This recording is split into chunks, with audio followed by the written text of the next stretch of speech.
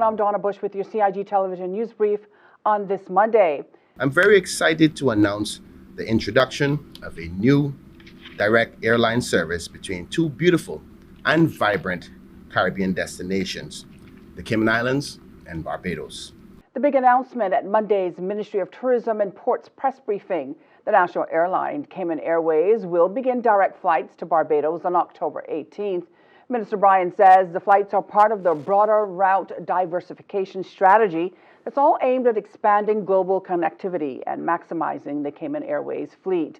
Barbados Minister of Tourism and International Transport, the Honorable Ian Gooden-Edgehill, was on the panel as well via Zoom. If the past is any indication, I am sure that this service will prove successful, as Barbados has previously partnered with Cayman Airways to provide a charter service between Barbados and the Cayman Islands.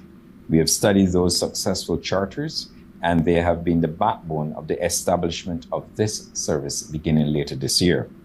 You can watch Monday's entire press briefing on the Cayman Islands Government YouTube channel. Continuing with other news from the Ministry of Tourism and Ports, the revenue collected from tourism accommodation taxes and fees in the first 6 months of this year has already exceeded revenue projections for the full 12 months of 2023. And Minister Bryan says it's great news. It's just really, really good. You know, what it tells me is that our strategies are working. We've been traveling a lot, myself, the ministry and DOT, pushing really hard post-COVID.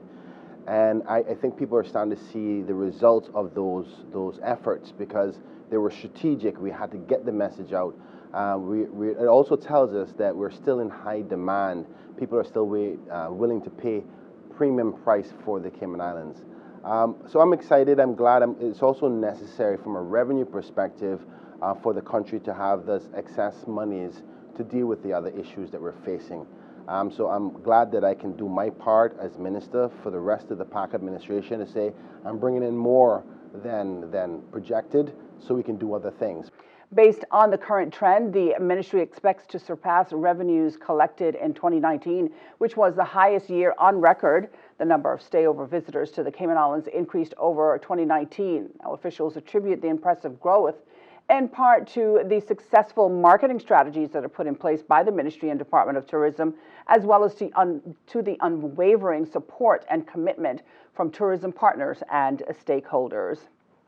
Well, as residents in the Cayman Islands experience what seems like hotter than usual temperatures this summer, the Public Health Department has information on heat-related illnesses and what you should look for to protect yourself against a heat rash, sunburns, heat cramps, heat exhaustion, as well as heat strokes.